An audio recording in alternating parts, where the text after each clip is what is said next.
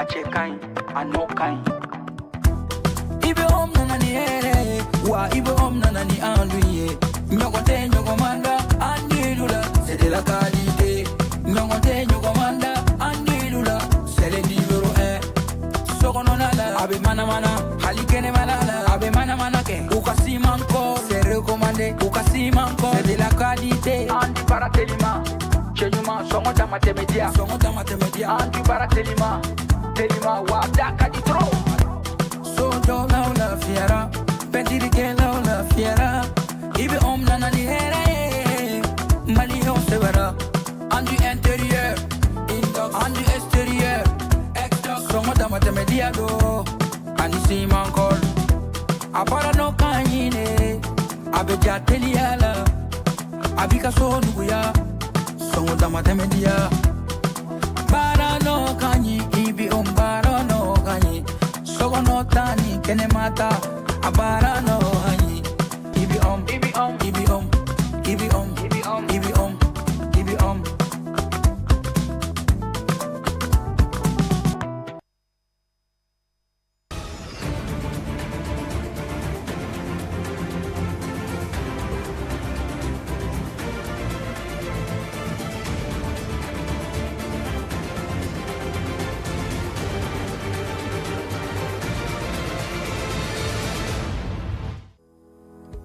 Festival Ogobanya tako tan kelena kurumbu kari baraw sigira sen ka barodala sigi sen fɛ Palais de la Culture a sibiridon janvier kalo tile tan san 2026 minnu bɔra o ko la an bɛna olu jira u la ni kunnafoniya ninnu sen fɛ.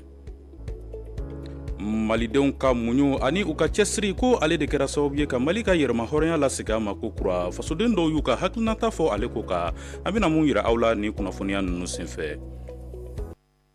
An balimaw ni de ye an ka kunnafoni bakurunbaw ye ka kɛ ni bin tɛnɛ janvier kalo tile 12 san 2026 foli ye aw ta ye ko kura Advance TV sugandili la ka se ka aw kunnafoniya. I n'a fɔ an tun ye a fɔ aw ye cogo min na seko ni dɔnko ale ye fɛn min kɛ sababu ye ka jamana ale ka sɔrɔ yiriwa ka bɛn sinsin jamana kɔnɔna na o kama min ye festival Ogobanya ale tako 11nan hukumu kɔnɔna na u ye kumasen min sugandi ɲinasan in na ko o de ye kumaɲɔgɔnya bɛn ni kelenya ale ni cɛsiri yaasa ka badabada sɔrɔ yiriwa Mali la. Anw ka ɲininikɛlaw olu ye wulikajɔ kɛ u ye mun sɔrɔ a ko la an ka jigin an ɲɛmadaw fɛ. Seko ni dɔnko tigilamɔgɔw jɛɲɔgɔnw ani mɔgɔ welelenw olu farala ɲɔgɔn kan ka festival Ogobanya tako 11nan baaraw sigi sen kan. Ɲinan fɛnɛ laɲini ma bɔ a cogo la. Ces journées ont pour objectif de ni hakilina in sigira sen kan walasa ka Mali seko n'a dɔnko ni k'o yakubaya ani fɛnɛ ka sinsin kɛ seko ni dɔnko ani an ka ladalakɔrɔw ni k'olu kɛ sababu ye ka ɲɛtaa siraw sabati fo ka taa se bɛn ani kelenya sabatili ma. O sira dɔ ye ka sinankunya ani an ka jamana ladalatigiw ni ka olu ta jamana ɲɛtaa siraw kan. La chefferie fɛn caman bɛna kɛ nin yɔrɔ kofɔlen in na i n'a fɔ dɔnkilida ɲɔgɔndan an yɛrɛ ka bololaminɛ baaralenw ani furakɛli. Une grande équipe de soins ni lajɛrɛba in sen fɛ fɛn bɛ tali kɛ sɛgɛsɛgɛliw la banaw la minnu ka ca an ka jamana kɔnɔ ani fɛnɛ ka kɛnɛw sigi min bɛ ɲɛfɔli kɛ an ka seko ni dɔnko i n'a fɔ sogobow o n'a ɲɔgɔnna caman fo ka taa se sugu dɔw bɛna sigi sen kan min bɛna kɛ feereyɔrɔ ye o ni fɛnɛ dumunifɛnw olu caman bɛ kɛ a kɛnɛ kan. Des soirées de cohésion sociale. Baara mana kɛ cogo cogo ani gɛlɛya tɛ ban nka o bɛɛ n'a ta festival Ogobanya mɔgɔw y'a laɲini ka tɛmɛ ni baara in ye o kama u y'a ɲini maliyɛnden bɛɛ lajɛlen fɛ ka far'u kan yaasa a bɛ se ka ɲɛ cogo min na. Presque tous les partenaires sont partis du Mali. An ka partenaires bɛɛ taara ka sabu kɛ maliyɛnw kun tɛ sisan an kɔni bɛ dɛmɛ ɲini maliyɛnw de ma sisan u kana fara an kan an bɛɛ ka jɛ k'a kɛ sabula faso ko de don. Si nous mobilisons. U ka ɲin'an ma wele kɛrɛnkɛrɛnnen n'o ye bozow ye olu yɛrɛ bɛna kɛ kɛnɛ kan walasa nin ɲɛnajɛ in bɛ se ka ja cogo min na. Nous sommes vraiment honorés de cette distinction. ɲinan ta in na ka bozow ta k'olu kɛ siya kɛrɛnkɛrɛnnenw ye minnu welelen don o kɔni y'an nisɔndiya kosɛbɛ a bɛna kɛ sababu ye an bɛna an ka seko ni dɔnko ni ko o dan kɛnɛmaya nin yɔrɔ kofɔlen in na. À travers les danses, les chants. Nin tako 11nan in sen fɛ festival Ogobanya b'a yira k'a fɔ k'an ka seko n'an ka dɔnko o ye fɛn belebele ye min bɛ se ka kumaɲɔgɔnya bɛn majigin ani yiriwali nɔgɔya an ye. kunnafoni nasira wɛrɛ la k'aw ladɔnniya k'a fɔ nin ye a san 4 ye mali ale a ka yɛrɛma hɔrɔnya sɔrɔ ko kura ka kɛɲɛ ni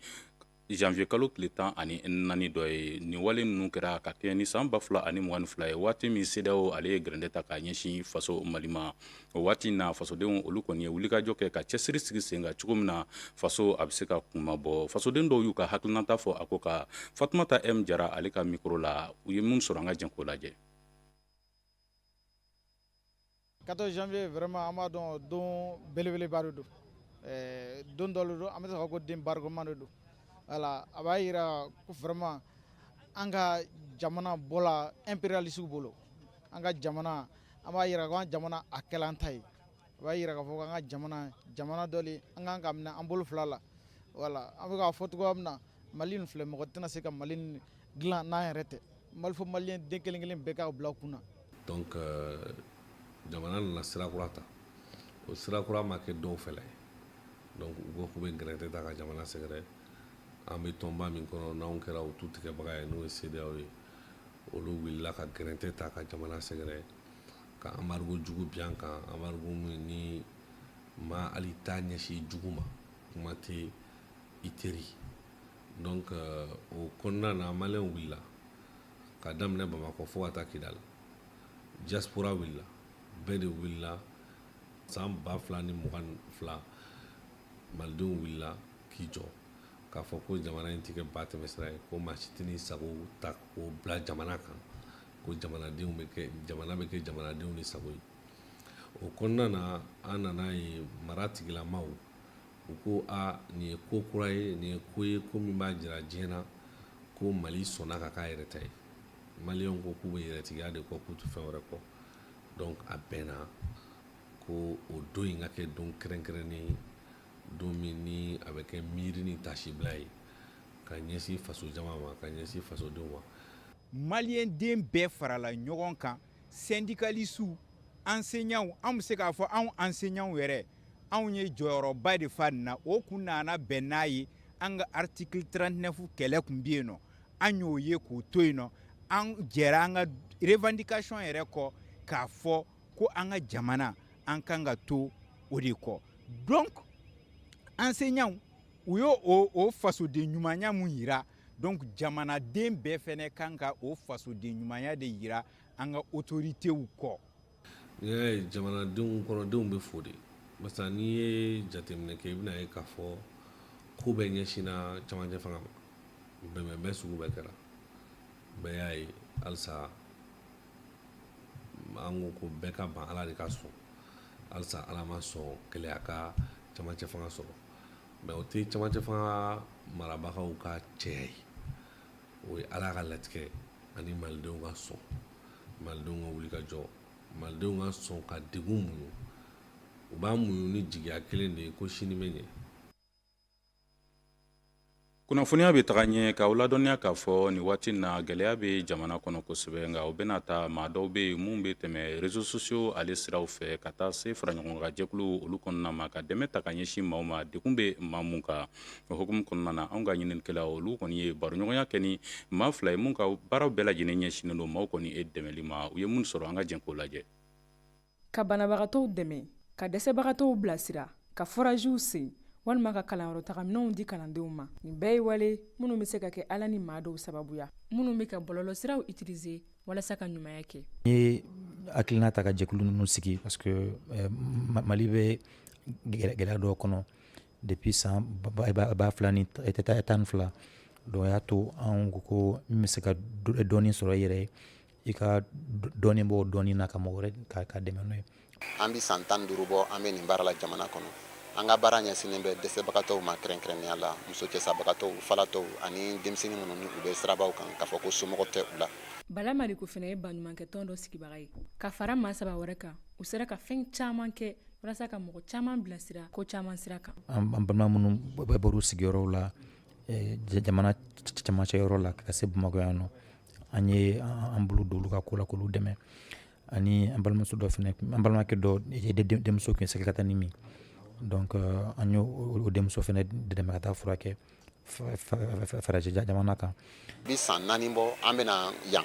a denmisɛnnin minnu ni olu bɛ école communautaire la dɛsɛbagatɔ de bɛna o école la ka caya ka na fɛn di u ma min bɛ u la nisɔndiya min bɛ degun dɔ ta ka bɔ u somɔgɔw kan an y'a ye u ka dɔgɔtɔrɔso dɔ bɛ yan jiko gɛlɛya bɛ dɔgɔtɔrɔso kɔnɔ hali ni musow jiginna walasa ka se ka ji sɔrɔ k'u la saniya o ye gɛlɛyaba ye an bɔra o kalama ayiwa an fana ko k'a fɔ ko an b'a welewele bila mɔgɔ ɲumanw ma pour que an ka se ka fourage dɔ sɔrɔ k'a di u ma ala barika la an sera k'o fourage de sɔrɔ. Ninnu ye kɛwale ye minnu sigilen don danaya wulikajɔ ale ni a dibagaw olu ka ɲumanya kan.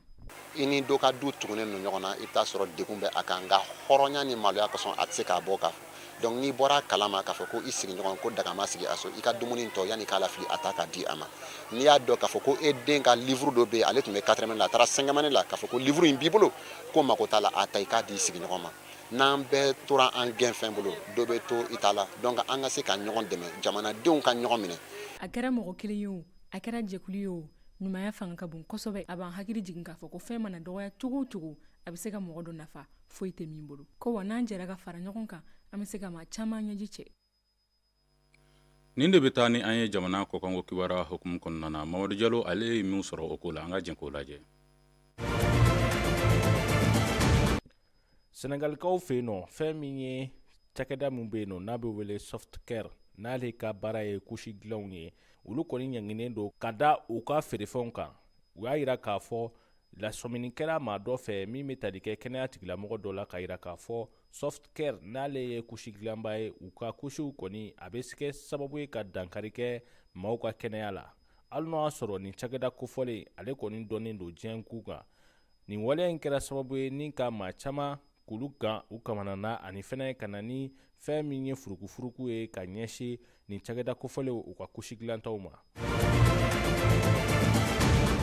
Dimanche janvier kalo tile 11 san 2026 o kɛra don ye fɛn min ye wasaden kalafili o baaraw bolodala bɛnɛ ale dugu kɔnɔna la amɔrdɔniya k'a fɔ desanburu kalo tile 7 tɛmɛlen fɛn min ye fanga dafiri waleya dɔw olu taara ka bɛnɛ jamana sɛgɛrɛ min ma se ka sabati kɔfɛ ka fara lasigidenw ka fɔ ka taa se maire kalafiliw ma olu bɛɛ lajɛlen bolodala min na maire 1800 olu kɔni kɔnɔlen don ni kalafili ninnu jaabi kɔfɛ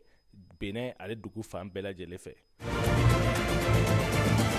Sudan gouvernement ale kɔni seginna ka se u ka jamana faaba kɔnɔ Khartoum ni dimanche na janvier kalo tile 11 ni lase in kɛra premier ministre Kamel Idriss fɛ a yira k'a fɔ fɛn bɛ tali kɛ forobacɛw la olu kɔni bɛna dayɛlɛ i n'a fɔ dɔgɔtɔrɔsow lakɔlisow fo ka taa se jiboli siraw ani kuran siraw olu bɛɛ bɛna sɔrɔ Khartoum ale dugu kɔnɔna la amɔrɔdɔniya k'a fɔ a bɛ tile 1000 bɔ kɛlɛ ale kɛra sababu ye ni ka gouvernement k'ale bila ka Khartoum ni k'o bila okumu kɔnɔ u ni finitigilakaw minnu kun bɛ ɲɔgɔn na n'o ye FSR mɔgɔw ye olu kɔni gɛnna ka bɔ Sudan jamana faaba kɔnɔ. Europe jamana caman ye ka bɔ ka taama kɛ ni k'u ka dusuku kamikami ni k'o jira ka ɲɛsin waleya mun bɛ ka ta Iran dugu kɔnɔna la i n'a fɔ Italie dugu kɔnɔna la fɛn bɛ tali kɛ Pape Léon ale kɔni ka kɔrɔfɔw kɔnɔ dimanche tɛmɛlen a y'a jira k'a fɔ gɛlɛyaba minnu bɛ diɲɛ kɔnɔ a ka kɔrɔfɔw kɔnɔ a y'i da se Ukraine fo ka taa se kɛlɛjugu minnu bɛ diɲɛ kɔnɔ an bɛ don min na i ko bi o kuma kelen fɛn min ye maa dɔw olu kɔni bɔlen don Iran dugu kɔnɔ ni k'u ka nisɔngoya jira ka ɲɛsin fanga yɛrɛ mara kɛcogo ma. An balimaw i n'a fɔ aw yɛrɛ y'a faamuya cogo min na nin de bɛ dansigi an ka bi kunnafoniyaw la an bi aw fo ka waleɲuman dɔn Advance TV sugandili la ka se k'aw kunnafoniya k'a ɲini aw fɛ aw k'aw suwalen to aw ka tele mandi la wasabaw ye jabaranin ko la aw k'an bɛn.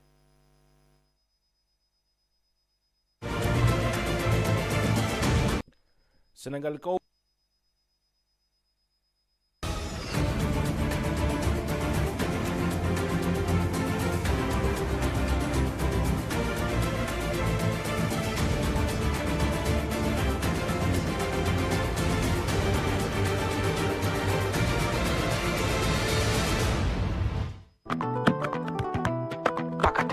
a cɛ ka ɲi a nɔ ka ɲi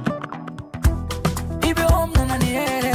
wa i bɛ om nana ni an dun ye ɲɔgɔn tɛ ɲɔgɔn man da an dilu la c'est de la qualité ɲɔgɔn tɛ ɲɔgɔn man da an dilu la c'est le numéro 1 sokɔnɔna la a bɛ manamana hali kɛnɛmana la a bɛ manamana kɛ u ka siman kɔ c'est recommandé u ka siman kɔ c'est de la qualité bara telima chenyuma songo dama temedia anti bara telima wa daka di tro so do la fiera pentiri ke la fiera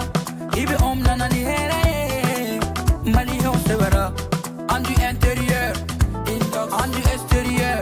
exdox songo dama temedia do anisi mankol abara no kanyine abeja teliala abika so nuguya songo dama temedia bara no kanyi ibi bara no kanyi sogo no tani kene mata abara no kanyi ibi